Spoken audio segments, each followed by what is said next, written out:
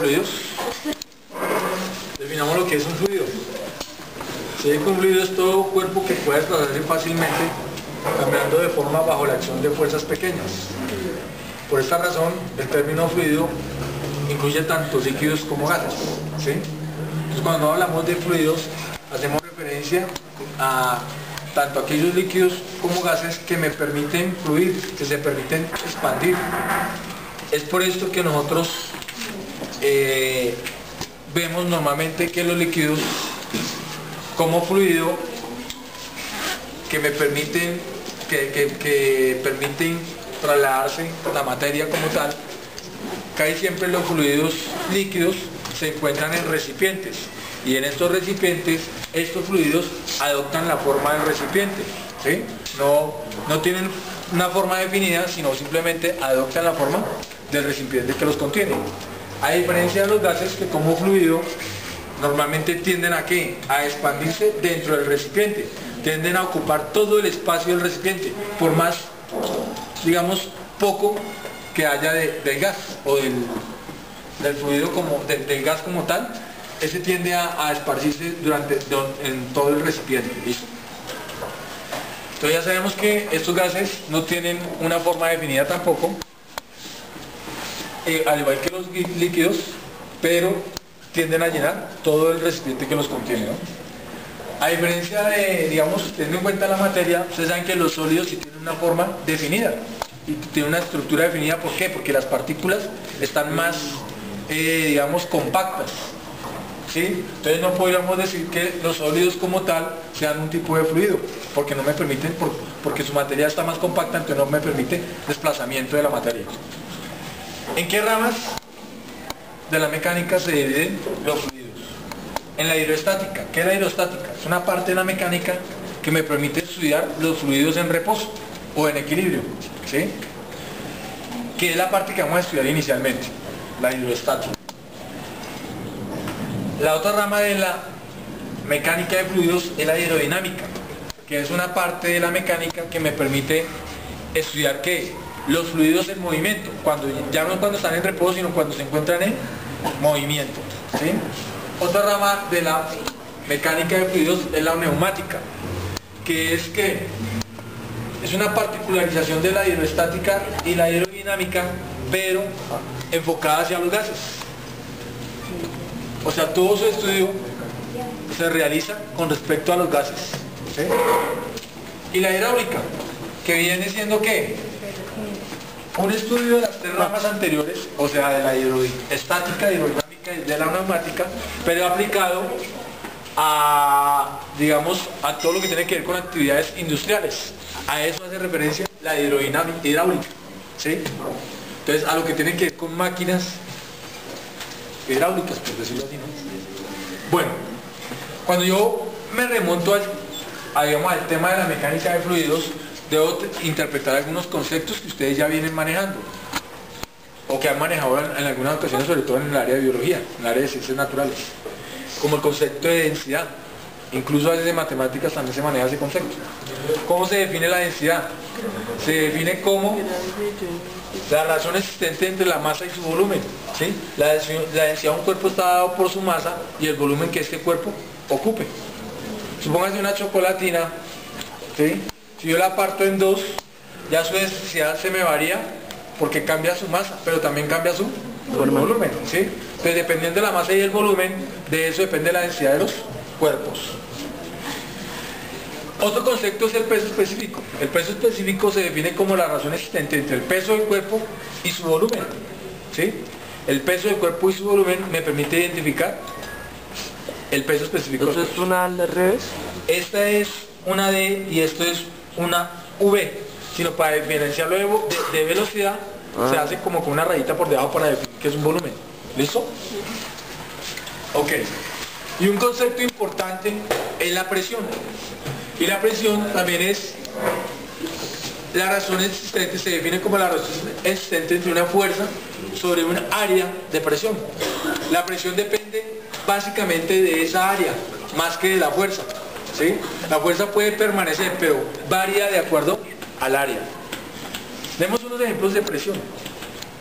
Supongamos una señora delgada y una señora gordita, ¿sí? Que digamos, cada una que tenga diferentes tipos de zapatos. Digamos que la delgada tenga un zapato tacón puntilla y la gordita tenga un zapato plano. Entonces, ¿quién me haría mayor presión si me llegase a pisar? La de tacón. ¿La de tacón puntilla o la de tacón? Yo muy seguramente sentiría más dolor con la delgadita, ¿sí? A pesar de que tiene menos peso, ¿pero qué? Pero como hace presión, hace mayor presión en un punto. Entonces, al ejercer mayor presión en un punto, entonces, por el área, me hace una mayor presión. Así sea su peso diferente, su fuerza sea diferente. ¿Me hice entender? ¿Sí? Ok. De la misma manera, veamos otro ejemplo. Ustedes han visto que la gente que se traslada en la nieve normalmente necesita de unos deslizadores, que lo que hacen esos deslizadores es que, a ver, que lo que hacen esos deslizadores es permitir que la persona no se hunda, porque si camina sobre el hielo con el solo pie, pues muy seguramente va a tender a hundirse, ¿sí? Por eso cuando la gente se traslada también sobre capas de hielo, tiende a desplazarse de forma, o sea, se lanza, no camina, sino se desliza a través de las capas de hielo, porque si llegase a caminar muy seguramente se hundiría, porque ejercería presión sobre un punto específico, o sea, ejercería más presión. Entonces lo que hace es deslizarse para que no ejerza tanta presión. O cuando se suben por encima de las tejas, un ladrón, ejemplo, él no se va a poner a correr encima de las tejas, lo que hace es deslizarse para poderse trasladar, ¿sí? Uy, ya sé otra. Bueno, o sea, la presión básicamente se hace sobre un área, ¿no? Es por esto que yo podría decir, que supóngase un elefante, cuando se sube sobre una silla en una sola pata, ¿sí o no? Entonces, lo han hecho, los circos lo han hecho, ¿no? Entonces, ¿quién ejercería más presión? ¿Un elefante o una puntilla? El elefante. La puntilla, ¿por qué? O sea, La puntilla, exactamente. ¿Por qué? Porque por lo menos la puntilla penetra, ¿sí o no? El elefante se sostiene, pero la puntilla sí te hace mayor presión sobre el área, sobre el pedacito de área, por eso es que penetra. O sea, honestamente, siempre que haya penetración hay presión. Suena feo, pero es como muy real, ¿no? Es simplemente como para lograrlo entender de una mejor manera, ¿no? Es que siempre cuidado. O mire, les voy a dar otro ejemplo. Ustedes han escuchado hablar de estos, se me olvidó el nombre, personajes que normalmente se sientan harakiris, creo que les llaman. A los que de pronto dicen que se acuestan encima de colchones sobre puntillas y que les colocan otra tabla acá encima y que les puede colocar una persona y que dice que se le para una persona y entonces un hakir, ¿cierto?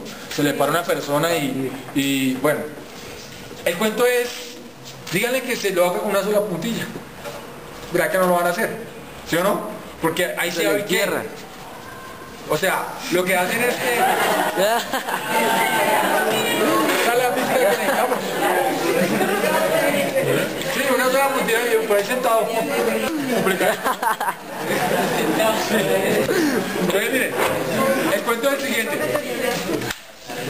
El cuento es que ellos lo hacen es porque cada puntilla la separan de tal forma que forman como una especie de colchón y pues obviamente no va a haber penetración, simplemente pues por muchos sentirán el pulsón, pero esto les sirve como cama, ¿sí? Entonces lo que hacen es aumentar el área de presión y por eso fácilmente cualquiera lo puede hacer, ¿sí? Pero si lo hacemos con una sola puntilla o un clavo, pues ya sentiríamos otro tipo de dolor. Entonces ese término de presión es importante. Recuerden que la presión está no tanto por la fuerza, sino por el área de presión donde se hace esa fuerza. ¿Listo? ¿Qué unidades me maneja la presión? En el MKS, si presión es fuerza sobre área, gracias, La fuerza está dada en newtons y el área está dada en metros por cuadrado. A eso le llamaron Pascal, ¿sí? En honor a Blas Pascal. Pero realmente nosotros lo vamos a manejar como que, como newton sobre metro cuadrado. Lo podemos manejar así en física, ¿sí? Entonces, si nosotros sabemos que tenemos esta unidad de newton sobre metro cuadrado, entonces sabemos que es un pascal o lo podemos dejar expresado de esta manera. ¿Listo? En el CGS, la fuerza está dada en dinas y el área en centímetros. A esa conversión le llamaron varia. Lo que sucede es que la varia es una unidad muy pequeña y realmente casi no se maneja. Entonces lo que se hace es convertir al MKS. ¿Sí? Ahí siempre se convierten estas unidades a MKS y se trabaja en newton sobre metro cuadrado o pascales. ¿Listo? Ok. Es bueno tener en cuenta que un bar equivale a 10 a la 6 varias y un milibar equivale a 10 a la menos 3 varias, pero son unidades demasiado pequeñas y ahí vimos que normalmente lo que se hace es convertir para trabajar en pascal. De la misma manera, la constante, digamos, la densidad del agua es una constante, ¿sí? El agua generalmente se toma como patrón para tener en cuenta muchos elementos, se toma como patrón el agua. Entonces, la densidad del agua se toma como patrón y se toma cuando el agua se encuentra a 4 grados centígrados, ¿sí? Entonces, se toma ¿qué? Como 1 gramo por centímetro cúbico, su densidad, ¿sí? Cuando es el agua del mar, la densidad varía un poquito, es 1.0003 gramos por centímetro cúbico. Varía un poco la densidad del agua, por azar, ¿no? Del mar. Y la densidad del agua también, en el MKS, podríamos decir que es 1000 kilogramos por metro cúbico. Estos son constantes, como decir un metro tiene 100 centímetros. ¿Listo? Entonces, que nos permiten o nos colaboran para hacer comparaciones con otros materiales. ¿Listo? Ya sabemos que es diferente cómo funciona cómo actúa la fuerza sobre un fluido que sobre un sólido, ¿cierto? Generalmente las fuerzas que se ejercen sobre un fluido hacen que este fluido ejerza presión en cada uno de los puntos de los recipientes que los contienen. Eso es lo que normalmente se conoce con el principio de Pascal. Por ahora no lo vamos a explicar, pero que tengamos una idea. Cuando se ejerce presión, gracias. O sea, todo líquido que se encuentra dentro de un recipiente ejerce presión en cada una de las paredes del recipiente. ¿Sí? Ejerce presión en cada una de las paredes del recipiente. Y esa presión es la misma para cualquier punto del fluido. ¿Listo? Que se encuentra dentro del recipiente. La próxima vez explicamos mejor esa parte cuando hablemos del principio de Pascal. ¿Okay?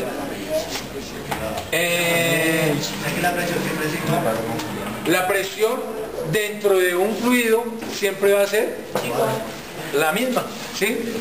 Dependiendo del recipiente que lo contiene, dentro del recipiente. Y otra presión que también vamos a hablar es la presión hidroestática, ¿sí? Que tiene que ver con la presión que se encuentra sobre un fluido que se encuentra en un recipiente. Entonces por ahora dejemos hasta ahí, la próxima clase continuamos con este tema que es